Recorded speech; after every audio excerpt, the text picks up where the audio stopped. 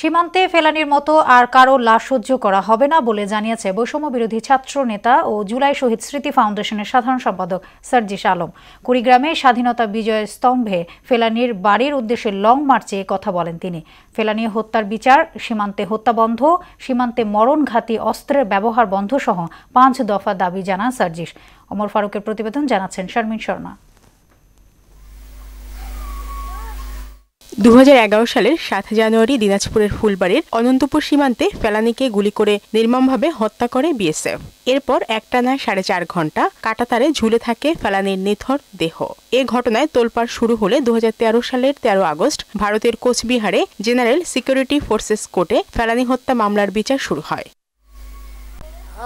13 বছরেও বিচার হয়নি ফেলানি হত্যার। অবশেষে বিচারের দাবিতে মার্চ ফর ফেলানি কর্মসূচি পালন করে জাতীয় নাগরিক কমিটি ও বৈষম্য বিরোধী ছাত্র আন্দোলন কুড়িগ্রাম শাখা। এতে নেতৃত্ব দেন অন্যতম সমন্বয়ক সার্জিস আলম। তিনি জানান, সীমান্তে যদি আবার কারো লাশ ঝুলে থাকে তাহলে কাঁটাতারকে লক্ষ্য করে মার্চ ফর ফেলানির মতো লং মার্চ করা হবে।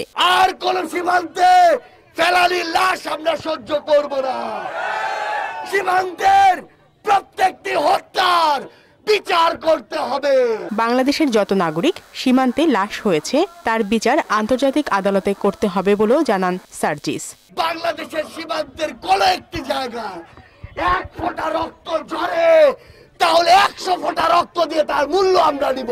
শারমিন শর্মা, মোহনা সংবাদ।